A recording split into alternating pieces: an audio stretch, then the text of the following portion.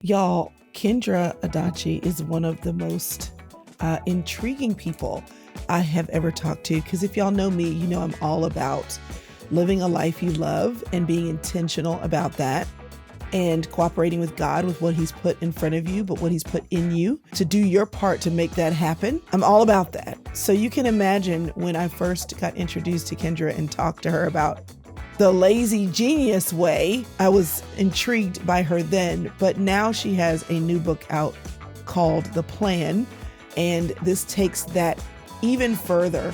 There are so many things that stress us out, y'all, about trying to plan. And every year, everybody's looking around for their best planner or the planner that's going to make their life different or the system, or they're going to take a class or workshop. And there's nothing wrong with any of those things, but so much of what you do to live your life well and intentionally is about a mindset, not about a system or even a tool. It's that you think a certain way about your life. And Kendra is a master at teaching us how to do that. So welcome, Kendra, to the show. Oh, those are so nice. Such nice words. Thanks, Chrystal. I always love talking to you. I still remember our last conversation. It is rare that I get off an interview and I'm like, can we have each other's number? Because that was so fun. So I'm so happy to be back with you. It was fun. Okay, so this is intriguing to me. I'm sitting here wondering if you're going to bust all of my bubbles because okay, so since I was a 20-year-old, I'm a writer by nature. I'm a list maker by nature. And since I was in my 20s, I used to go to the Franklin Covey store. And so I learned how to set my goals that way and how the most important things were an A and the mid important things were a B and the not so important things were a C. And then I had to order my A's 1, 2, 3, 4, 5. And I also know the stress of putting all those things on my list for today and for the bulk of them having to draw an arrow to the next day because I had to move it over. But I was indoctrinated by that, right? And so I've read the books, Getting Things Done. I've read my share of productivity. So I have been doused from my 20s until now in, honestly, how can I get it all in? So I know that I'm a Enneagram 3 if people are into that. I know if they're into Strengths Finders, I'm an achiever. We recently took another test and I was the extreme of, race to the finish line, get it done. I know that I'm a recovering perfectionist. I know that, but what I have found is we all have limits, and sometimes our limits are what teach us that the way we are approaching getting things done is actually not the best way to get things done. So I myself have talked about some of the best ways for me to identify my to-dos is before I look at my to-dos, before I make a list, before I even look at what I had to do yesterday, I kind of lay in the bed for a second because our brains are amazing and our bodies are amazing and they let certain things rise to the surface. So I've ping-ponged is what I'm trying to say, from the most to the ABCs to the lay in the bed and let it rise. I even have recently even launched a planner where I'm trying to saw that. Trying to take what works for me. Yeah. And, but I realize that we're all differently. So one of the things that I realized from talking to you the first time is that there are principles that we can adopt for living, and that, instead of trying to borrow this scripted process, for lack of a better way to say it, that there are ways that we can think about our lives and ways that we can operate, so that we are not unnecessarily stressed out with moving things forward. And so you covered these 13 principles. Some of those were, starting small, deciding once, going in the right order, making sure you have rest as a part of your schedule. But here you are with a new book that says, okay, plans. I'm totally intrigued because I'm like, she just told me to relax and now she's telling me to plan. So I love it. I know you're not contradicting yourself, but yeah, I would love to know a little bit more about, if I want to be a principled person, where does this, just kind of an overarching thesis statement, where does this new book from you fit in connecting the dots from where you left us off last? It's a great question. You mentioned limits just a second ago. We all have limits, and they teach us things. What I uncovered when I started to think about, like, what is this book going to be? I love talking about time management. It's the thing that people want to hear from me the most about. And you know how it is. You're a writer, you're an author, like you kind of have to find the book. Like you don't really always fully know what it's going to be You when you get think you know. You you think you think know you when know. the publishers are asking, you think you know. You think you know, but you really have to go on this almost treasure hunt, this like Yeah. fact-finding mission of you write a lot to find the book. And so I knew I was going to write a book about time management, but I wasn't necessarily, not confident. That's not the right word. I wasn't sure. I just wasn't sure what all the boundaries of it were going to be and the real purpose of it was going to be. And in the process of researching and going and finding this book, I I realized that that Franklin Covey store that you're going in, all of these self-help books that we have read, all these productivity books that we have read over the years, that I have read over the years, that I've learned a lot from over the years. I want to make that very clear. I am not saying that the things inside those pages have led us astray or are wrong or that we need to throw them out. That's not true. But what I uncovered was that all of those, we'll say most of those books, and in general, the productivity industry, especially in America, where we are told as part of the American dream that there are no limits, that the whole point of living is to reach your fullest potential and fulfill your greatest dreams. And you hustle and you sweat and you work so hard, that we have like the greatest work ethic and all of these things. And none of that is bad. But when that's the water that we swim in, of get it done, capitalize on this thing, optimize this thing, everything is great, there are no limits to what you can do. Then what's a normal to do with that when we're just trying to like not live in chaos in our own homes, or at least a little less chaos than is just naturally going to be there? Like we live in a productivity fueled culture where there are no limits. And I don't think that's how God made us. Like it is not, it is against the creation.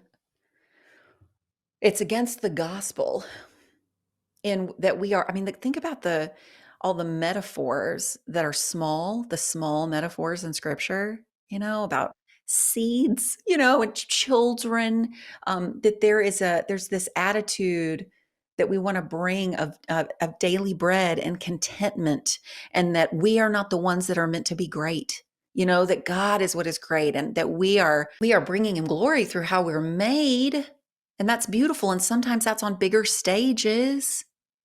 But that this idea of greatness, which the productivity culture, that's the goal that they set out for us in a country that loves greatness, is that we are supposed to be great and we're supposed to have everything optimized, and that we are supposed to create a life in the invisible future. What is your ideal life going to look like? And then you're going to reverse engineer that invisible future life to today. And then every single day needs to maximize every opportunity to get you to that future life. And if you don't, then you're not disciplined. You're breaking promises to yourself. You're not doing enough.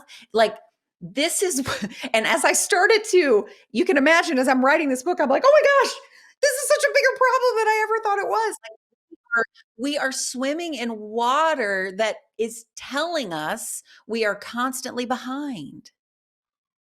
And if you believe in Jesus and you want to live a life that honors Jesus, that energy is not even, it's antithetical to the energy we want to bring into our lives anyway. We want to be present where we are. We want to see people for who they are. We want to have empathy and compassion and contentment in what God has given us today. Like, I don't bring that particular piece into the book very much. There's one page where I talk about faith. But this is a very gospel centered message. Like, whether you believe in the gospel or not, it is a very gospel centered message. So the connection to the Lazy Genius way is that we have these principles that we've been living with. And it's kind of like like your drawer or your, little urn in the kitchen of like all your kitchen tools that you use. And you kind of know like, oh yeah, this is a good one for right now. This spatula is good for this task. The plan is almost like the cookbook. It Mhm. is, okay, here we go. This is our purpose for our lives and how we want to live. Our purpose is not greatness, it is integration. It is to be who we are where we are. That's the goal. And we don't start from the invisible future. We start today. We start where we are today. It doesn't mean we ignore the future, and it doesn't mean that we can't have ambitions or big dreams.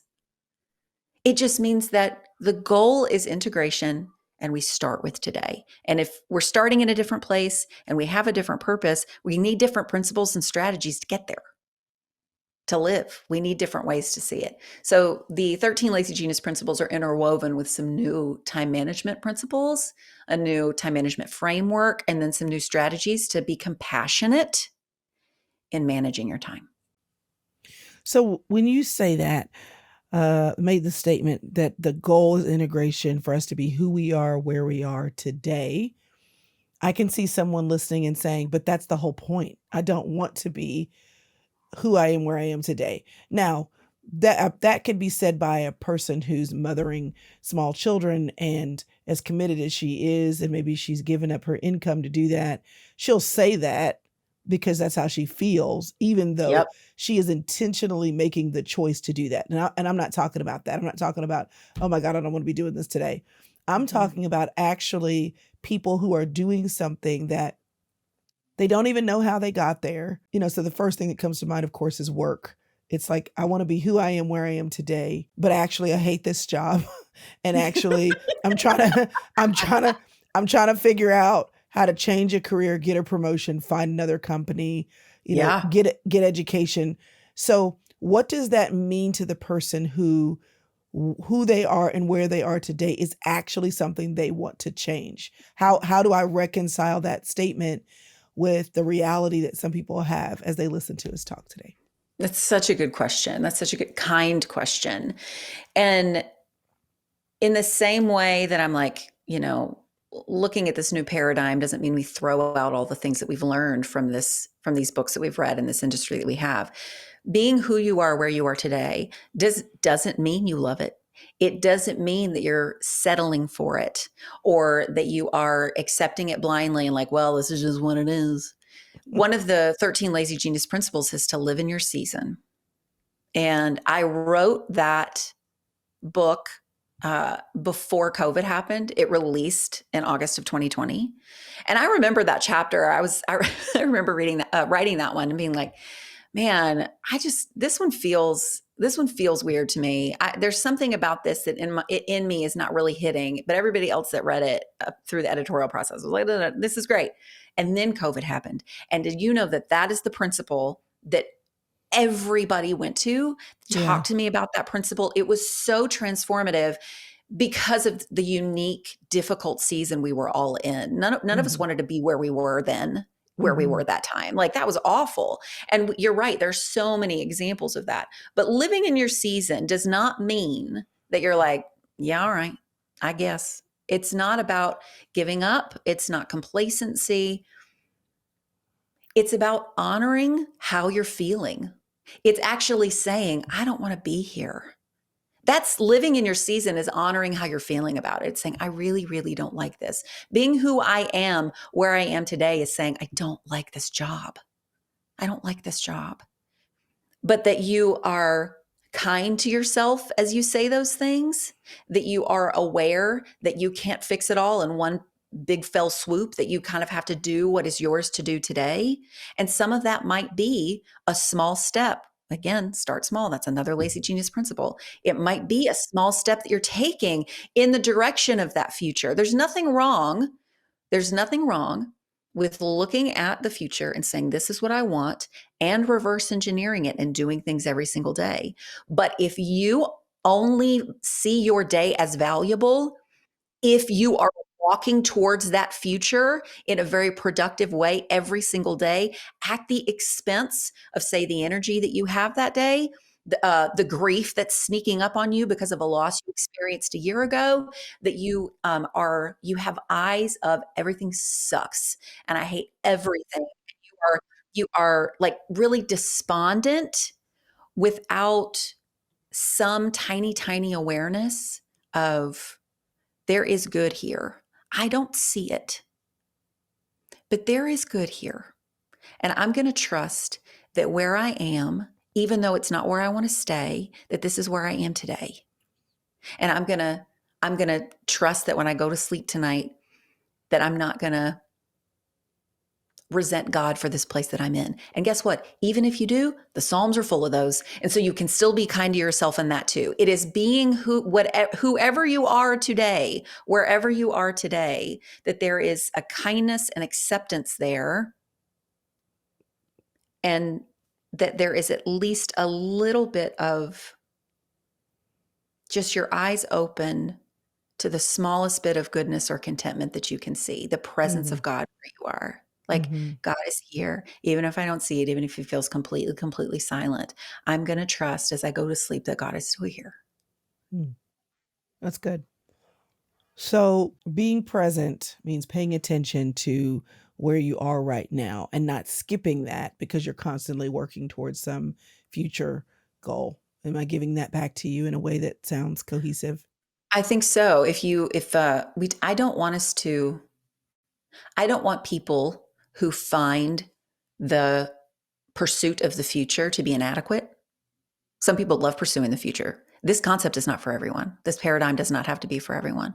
But if pursuing the future constantly leaves you feeling like you're always behind and exhausted, then perhaps what you're doing is you are sacrificing today for the sake of later. Mm. And I don't want us to have to do that. You can be where you are today and still look ahead. So let's also be where we are today. So yes, you did say that right. Yes.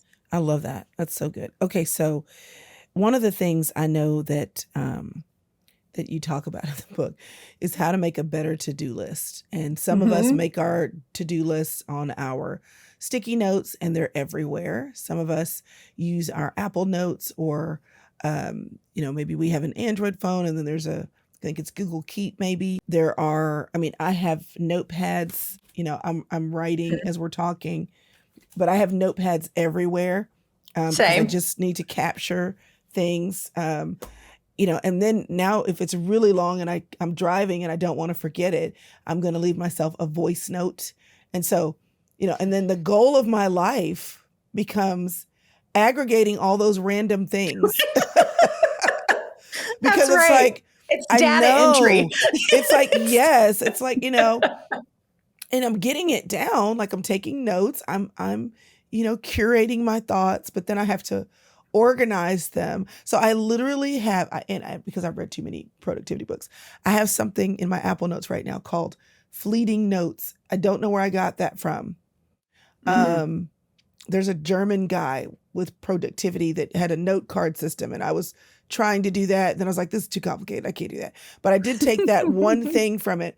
He said, it's just this one place. I have this one long note in Apple Notes. And I feel the weight of every day. It's long, and did I leave something off? Right. So I'm just constantly adding to the top. So there is the to-do list that some people make. They get their planner out and they only in that one spot put the list of things that they have to do for today.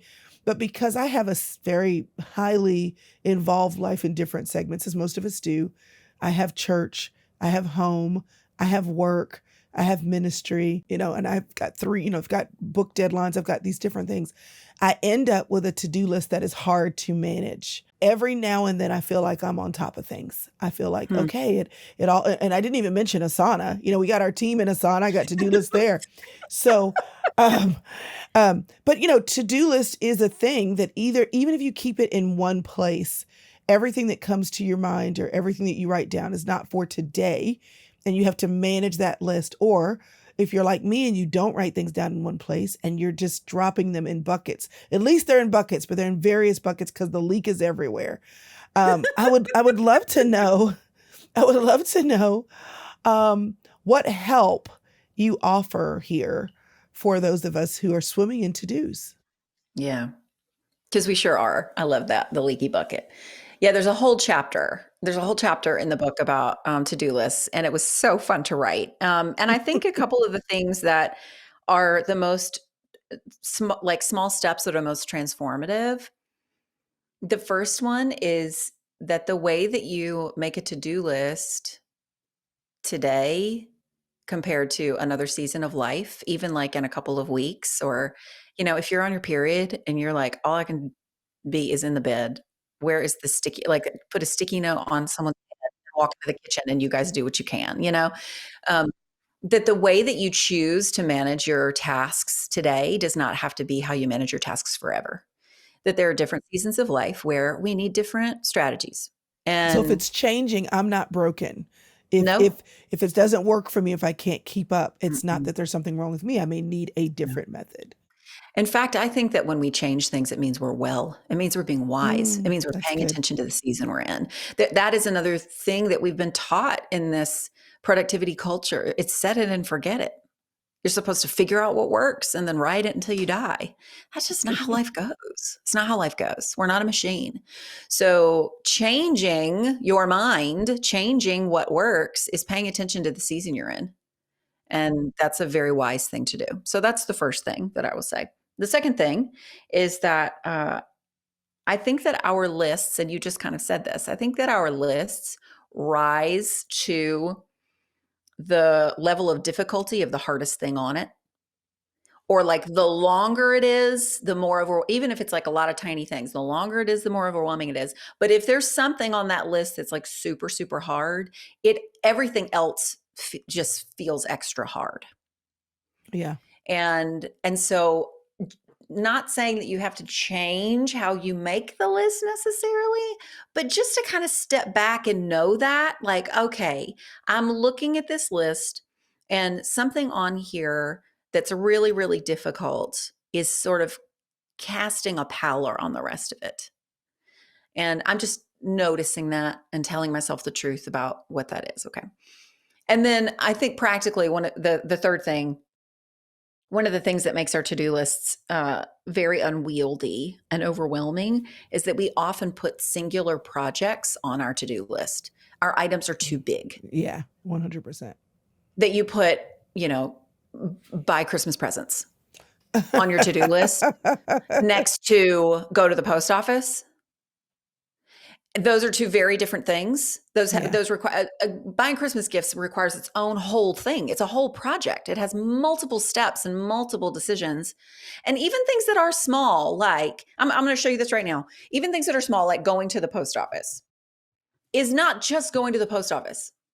Like I have on Wednesday, because I just write mine by day. I'm going to show this to you. Like I just have Monday, Tuesday, Wednesday, Thursday, Friday. And on Wednesday, I have return library books. Do you know what I have written on Tuesday? Gather library books.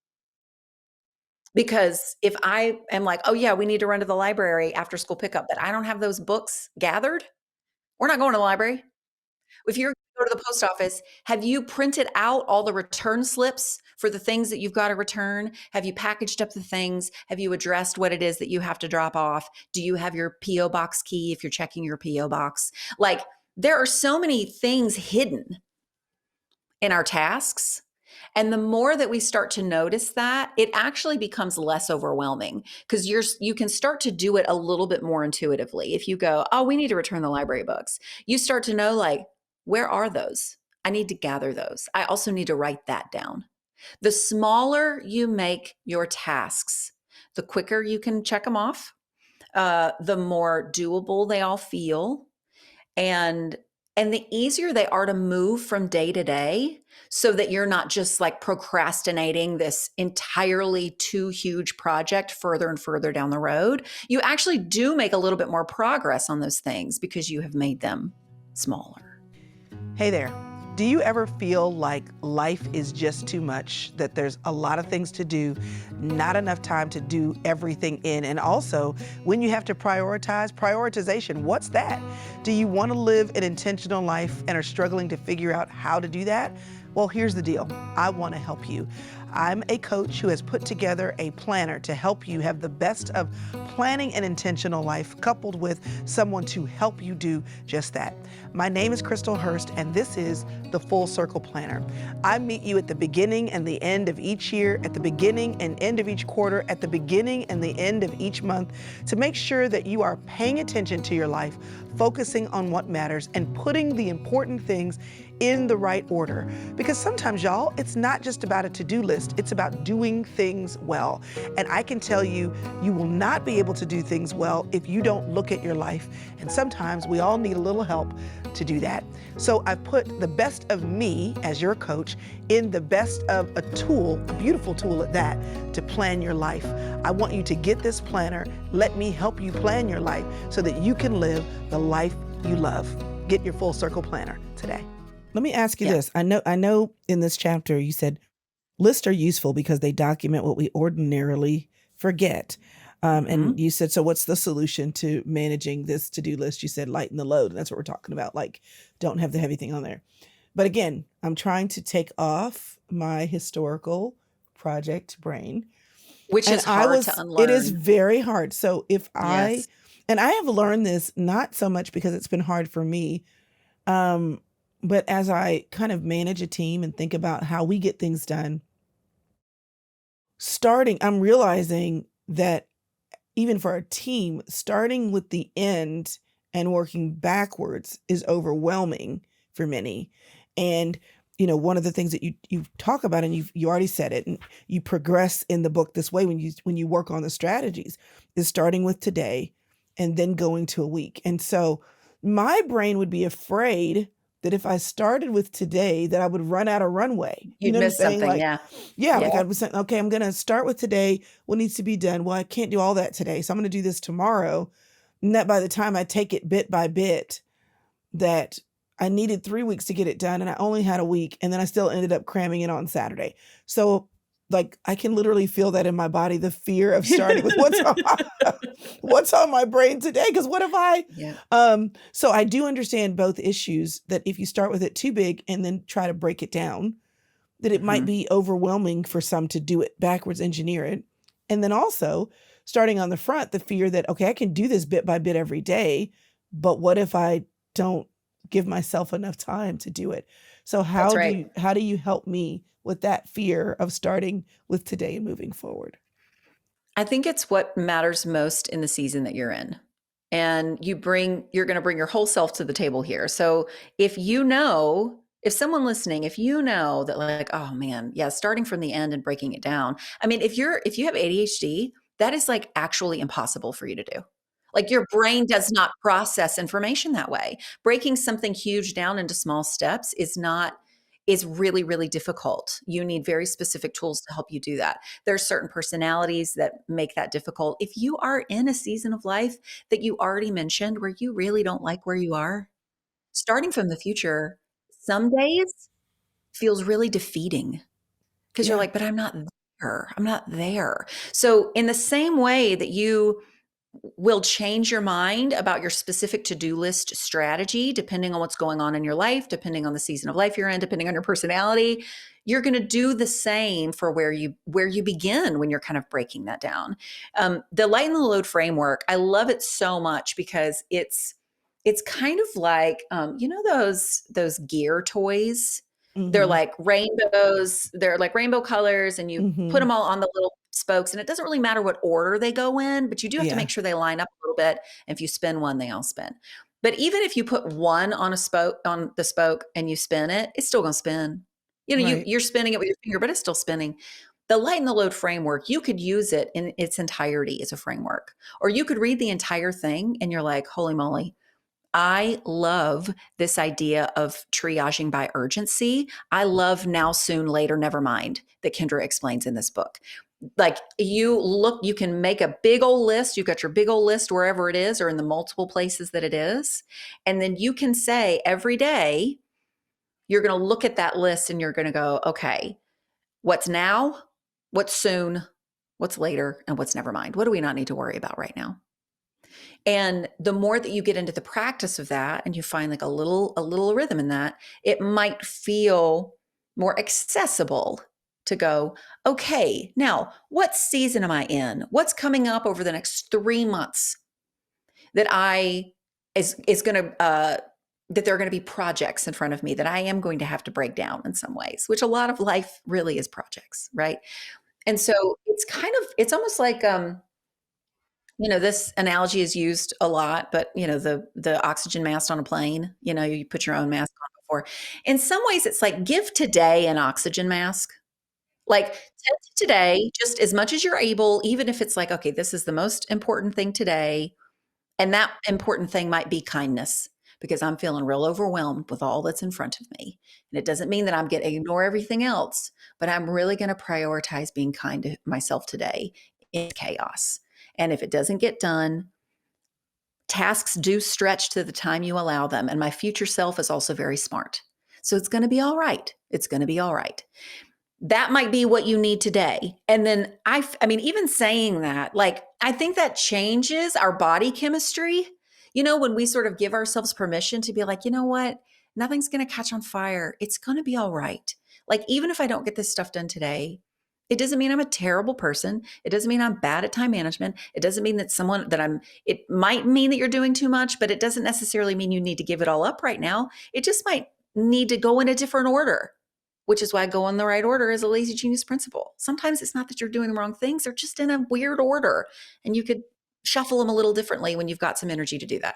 So there's just this like open-handedness of start at the end, start at the beginning, start where you are, start with a lot, start with a little, like pay attention to what you need.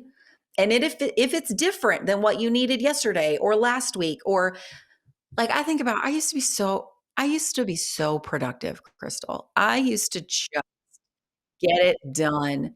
And now I am almost 43 and my body's like, you're cute. We don't do that anymore.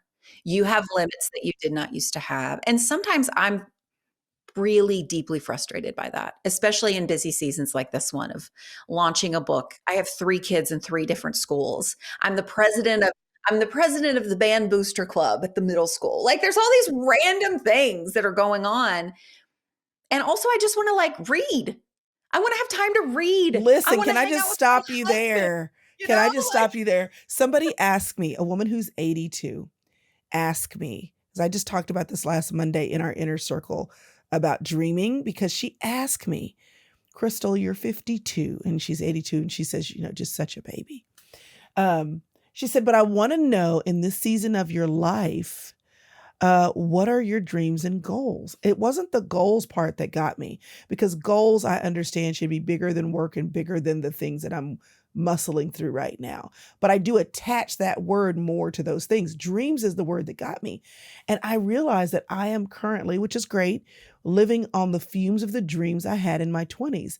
Now I'm living them, so it's good. But and I talk about dreaming and goal setting all the time. But when she asked me that, once I took it away from work and took it away from like the things I'm building, just life, I felt so insufficient in my answer, which is why I am totally vibing with what you just said. Because my answer was truly, my dream is to have more time to read until I want to close the book or until I fall asleep, and then to write until I'm empty, and everything else to come after that. Like, and so when we talk about dreams so often, I feel like it is attached to get the job, get the doctorate degree. It is attached to productivity. What did I do with my life, instead of what are the dreams for my enjoyment of my life? Right. Oh, I love that. I love You your know? 82-year-old friend who asked you that question. And I think I have a chapter about I think it's called What to Do with Goals and Dreams. Sitting here looking Because at it right now. there it is. There it is. Because some people, like myself, I have a really complicated relationship with goals and dreams Yeah. because they were everything. They were the Yeah. fuel of everything. And I never met them. I never did what I was supposed to do. I never felt they were right. I lived my life in service of those things. And I didn't even know that I wanted them. I thought we were supposed to have goals. Every planner starts with goals. And there's nothing wrong with having goals. But I'm like, what if I remember, I mean, the number of times I've opened a new planner, on December 29th or whatever, like ready to chart my year. And I'm looking at these things and they're like, what do you want in a year? And I'm like, I mean, I don't know. I mean, I guess I'll come up with something. And it just became so stressful. For some people, it's not. For some people, it's deeply energizing and life-giving. And I'm so glad. But there is a subset of people that finds goals and dreams to be so deeply overwhelming. And then also like possibly attached to things that are unhealthy for them. For 15 years of Mm, my life, every goal I set was about the shape of my body. Every mm, single one. wow. And not in a good way, not in a good Yeah. way. And so there was this, anytime I would set, it still happens. Anytime I set a goal now, I have not yet detached the muscle memory of my goals from something that was harmful to me to something that I actually like really want. Like I'm actively working on that. I'm also an Enneagram 1 for people who are an Enneagram. And so my finish line is always moving. Like perfect is never achievable. You might as well keep going. Like, and I think in this job of being an author, I don't know if you feel this way, but like you can always do better. You can always sell more. You can, even if you hit number one in something, well, can you stay there? Can you stay there for longer? Like it just never ends. And so I have had to, for my own mental health, I have had to kind of detach myself almost completely from goals and dreams that are big. And what that detachment has done is it has allowed me to see that big dreams and big goals are not necessary for your life to be valuable. They're not necessary. That doesn't mean that you can't have them and that they don't bring you a lot of fulfillment. It just means that if you don't have big dreams and goals, if you don't have them, or if you set them and you don't reach them as quickly as you wanted, or as successfully as you wanted, or it looks differently than you thought because that's what life is, it doesn't detract from the value of them or from your life itself. Or if you don't have big dreams at all, if you're like, my dream is I want to be able to have time to read my book. I want to love my people well, and I want to read. Listen, I'm into that life. That sounds awesome to me. And so this we see that as like settling, as being lazy, as not being ambitious. Again, it's the water we swim in. That you got to have a big, like you're if you I mean I remember a woman who kind of would speak in the self-help industry a bit, and she said, if you don't have a big dream, it means you're not trying to dream hard, you're not dreaming hard enough. It's your fault, basically. And I was like, that's so messed up. Like we have to have there's another place we have to have pressure, and it's about our dreams. Can we just like go to bed and fall asleep reading and wake up in the morning and like look at my birds and my bird feeder and drink my coffee and kiss my kid? And like that's a beautiful life to me. I find that tremendously valuable. And so they both, whether you have big dreams or not, or whatever happens with them, it does not make your life as a whole count more. At least that's what I believe. I agree. I agree. I think, even when the word we're using, dream, I mean, just with what I've learned and continue to learn about people, there are people who dream. Like Hmm. it's a part of the DNA. It's like And a we love them. visionary. I Yeah, love and dreamers. it's like Yeah. they can be visionaries, but Hmm. I think we need to redefine what a dream is. That Yeah. if dream, like you said, means that I'm having my cup of coffee, watching the birds, and kissing my children every day, and so the dream is that I was present with my people, and the legacy I'm leaving is love from all the little things that I did. The dream did not involve a climb to the top of the mountain, and it didn't involve some kind of conquest or some kind of achievement. It was, I read in a book years ago, and I'm paraphrasing here, but it said, I wonder if the Jewish women who swept their dirt floors, if they realized the impact to the holistic journey of a nation. Because Mm, really, when you look at the mm, history of Jews throughout time and the amount of um, grit, honestly, mm, over numerous, occasions. I mean, I would say the same thing about the African American journey. Mhm. Did the mothers who were sweeping the floors or doing the hair or that didn't have a culminating thing, does their effort of the dream for children that are loved, cared for, and challenged mean any less from a Harriet Tubman in the Underground Railroad or from a story, the stories that we read about the Holocaust? Everything Mhm. adds up, It and all you kind counts. of, It all yeah, counts. it all counts, and you get to decide what that means for you.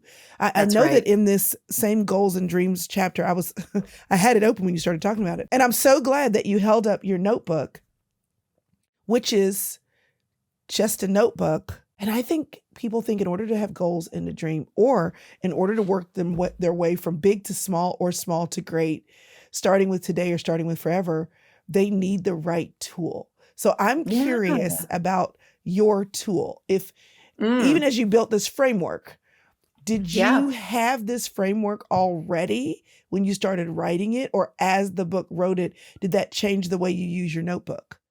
Mm. That's a great question. I have mostly And you took the time to draw used the this. lines. I want to give you I credit did. for drawing the lines. I did. So I tried okay, a broader concept here that is in the plan that I think is super, super important is the plan framework. And it's actually an acronym.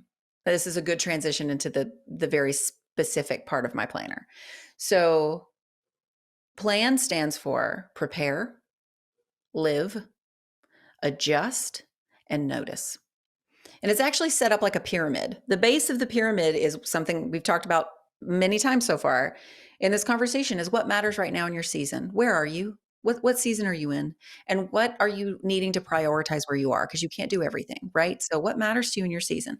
Then the three sides of that pyramid are prepare, adjust, and notice. And the point, both literally in the pyramid and metaphorically, and what we're talking about is to live. Okay. And there are principles for all of those, and it's fine. But what is so, so important that I think the productivity industry misses, they teach us to prepare 100%. It's all about preparation. It's all about setting yourself up for success. And what I'm offering is that in equal parts, we still need preparation. That's very important still. But in equal parts, we also need to develop the practices of adjusting in small ways, like what's working and what's not. Don't blow it up. Don't throw it all out with a big black trash bag energy. Like you don't have to buy a new planner every 2 months because this one isn't working in the way that you wanted it to, that you can make small adjustments. We need the practice of making small adjustments and then noticing, like notice what's working, pay attention to the small things that are working, notice what's happening. Like in the planner could be working really well on a practical level, but when you pick it up at the time that you fill it out for the next day or whatever, and you're like, like maybe like notice that feeling. And even though it's like practically helping you, is there a way to diminish? Is there something you can do to adjust the way that you are preparing so that you can diminish that feeling a little bit? It might be that you just do it in a more pleasant place. Or maybe it's like, maybe you are maybe you're feeling a little close to a robot than a human. And part of the reason is because of the way that the planner is working. Or maybe your season of life requires that. And so you just need to be kind to yourself as you're groaning about it. Like there needs to be equal energy given to preparation, adjusting, and noticing. Agreed. And that's sort of the whole foundation of the plan. So, all of that said, you can do that in everything, right? You do that in everything. But for my own notebook, I mean, the number of planners I have, I think the first page of the whole book about how many planners I bought. I love planners. They're my favorite. I love notebooks. I actually have grown to love notebooks more than planners, Agreed. um, Agreed. because I have tried about every planner that one could try. And I think because they're just it's not my own life. It's not asking questions that I necessarily want to ask. And it's not my weeks and my days don't always require the same thing. So I like Yeah. the versatility of coming up with my own thing. So over time, I have adjusted little by little, how I use my notebook. Okay, so I'm going to do this so you can sort of see how. So I'm like going backwards. So on one Yeah. side, this is a couple weeks ago. So I go week Yeah. by week because I like to look at my week I'm trying to Yep. figure out where my camera is. I'm going this way. On one side is like a brain dump. So Yep. this is everything. And I usually try to do a little line here that's work and home. And Yep. then this is sort of the one next to it is kind of like, I don't know, just random place for notes or whatever. Yep. And then on the other side is weekend. It's like Monday, Tuesday, Wednesday, Thursday, Yep. Friday, weekend.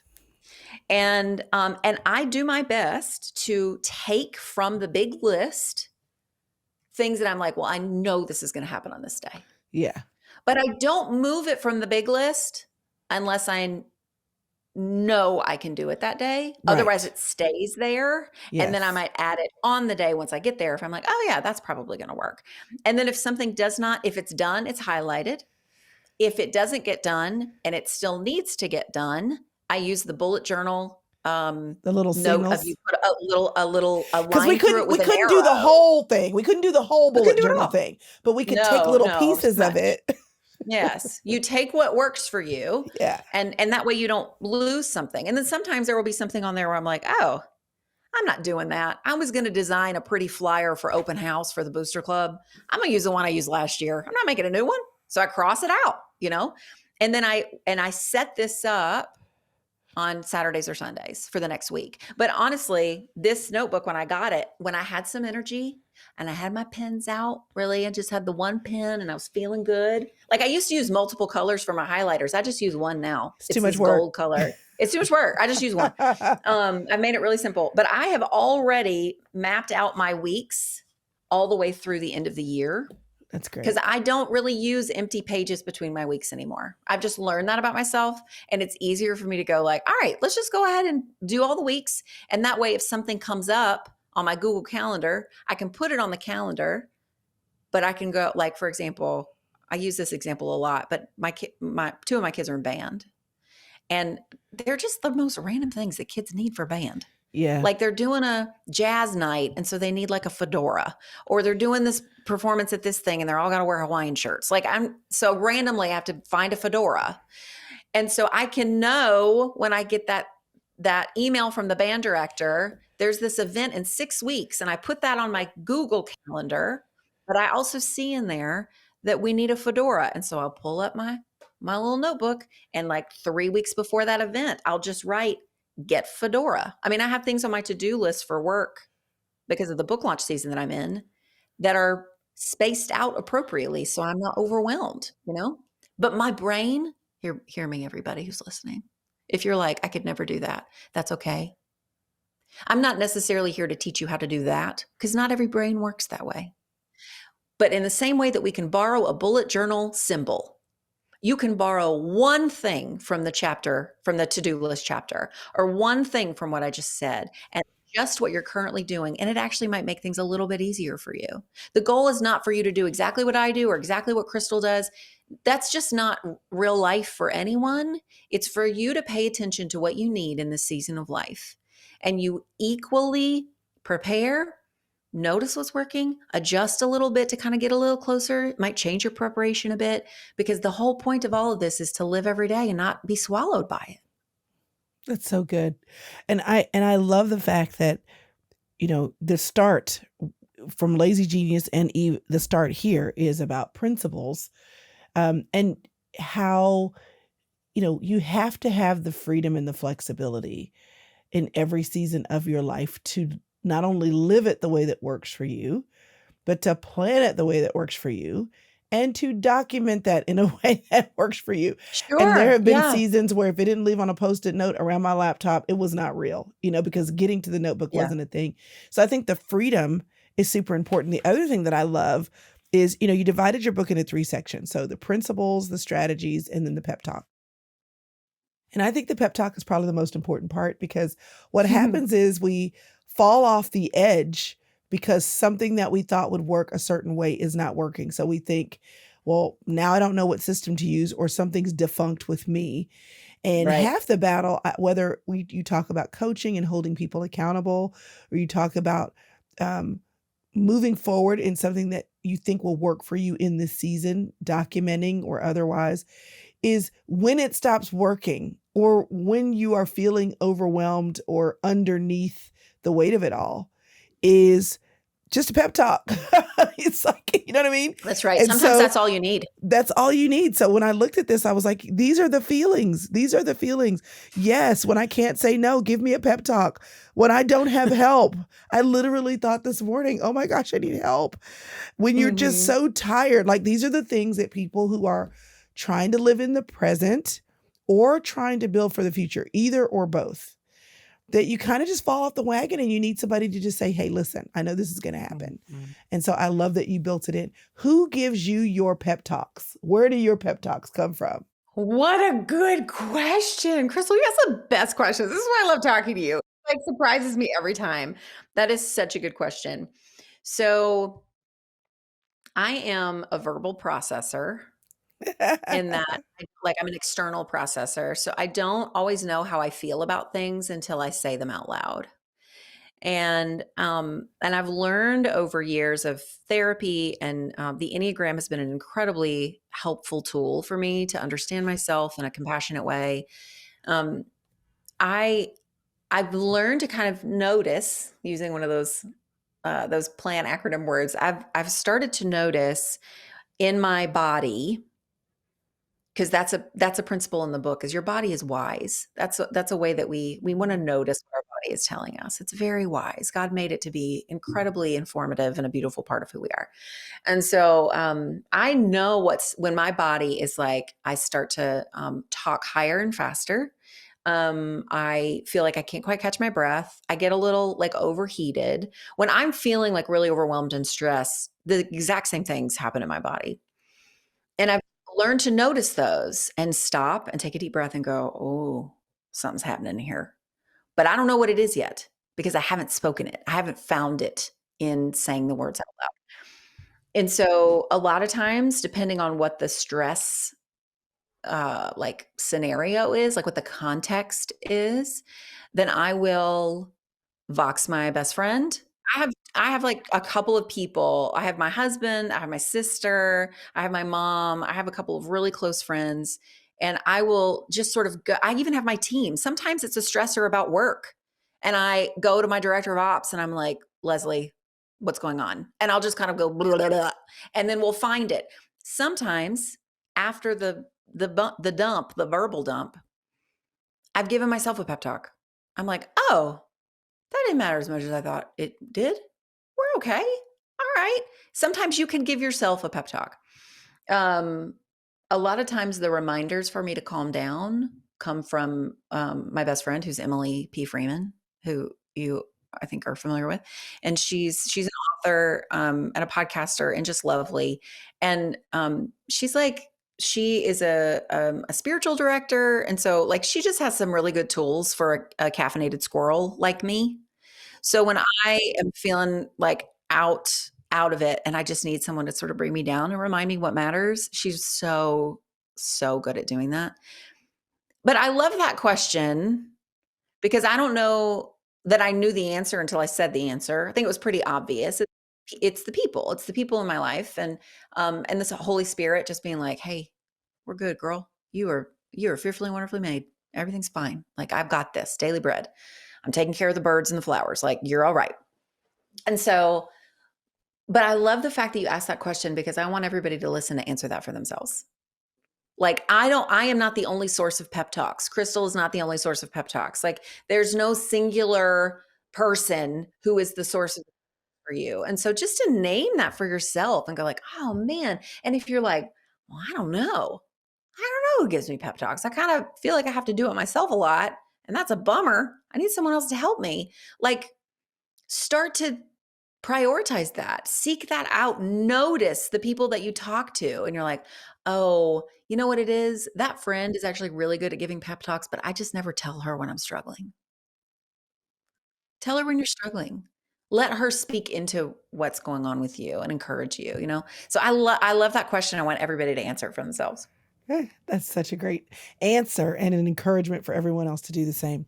So, after writing this book, this is a question I don't always ask everyone, but I feel like you'll have an answer, even if you have to process Okay. your way through it.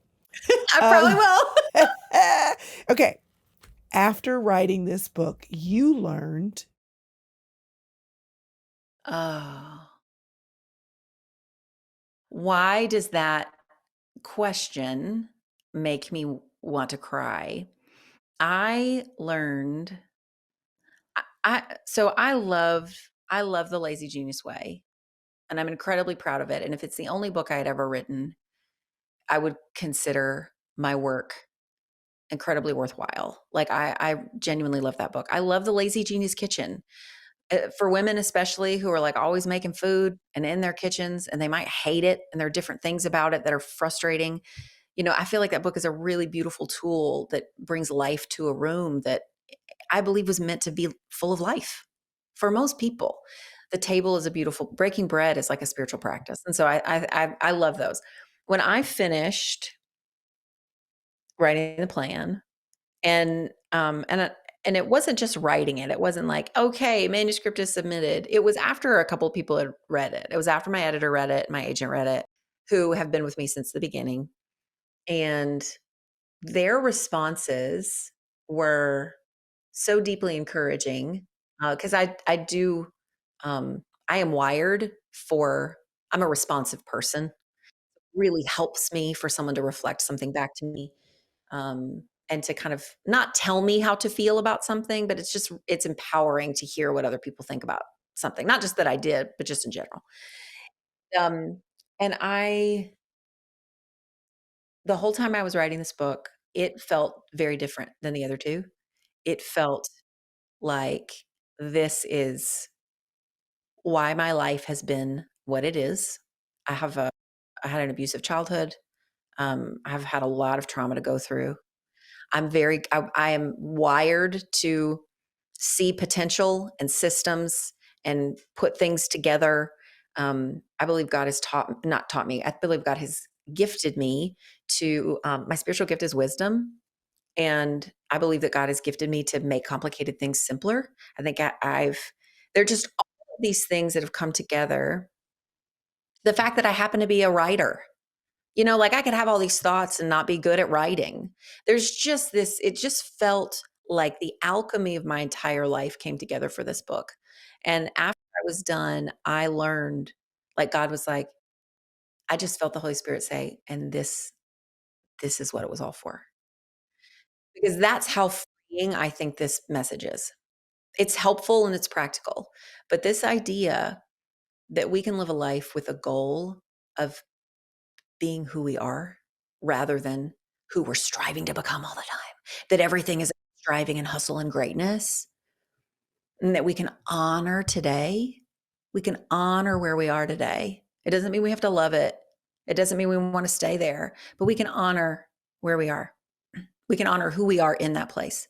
Like having that complete paradigm shift is like my launch team has been able to read this book in advance, and it just makes me like we had a book club to kind of go through it last week, and like thinking about it is so humbling, and it just makes me emotional because it's an honor. It's like genuinely an honor to be a vessel for this message, and I don't think that I could have been that vessel without having the childhood that I did. And so just the redemptive nature, I'm not saying that like people's that's one of the wild things about suffering is that it it doesn't have to be a teacher in order to count, but that can use it as a teacher and something that makes us learn to receive his love better and love other people better. Like that's a gift. That's just a true gift. And and so I feel like very like I feel honored, I feel humbled, I feel like at peace and so proud to be to have all these pieces and parts to come together to make this book. And so, yeah, the thing I learned was like this is what I was supposed to do. I believe that this book is why, outside of like raising my family and loving Yeah. my place where I am, as far as my work and my vocation, this is what I was called to do. Wow. And that's a I never expected to feel that way. And that's a very powerful feeling that I'm super grateful for because I don't know that everybody always experiences it the way that I've experienced it. Um, but I'm genuinely really grateful. That's so good. And it's so beautiful. And it is so clearly a testament of your life as an example. which, of you living the message that you share so that you can share it. And sometimes we don't realize that that's what we're doing until we put it on paper. Yeah. I So, agree. Yeah. so thanks for putting it on paper. I know I'm Thank looking you. forward to taking our girls through it and learning to live better. And thanks for letting me interview you and joining me on the Sister Circle podcast once again. Oh, it was even better than the last time. I love talking with you, Chrystal. Thanks for having me.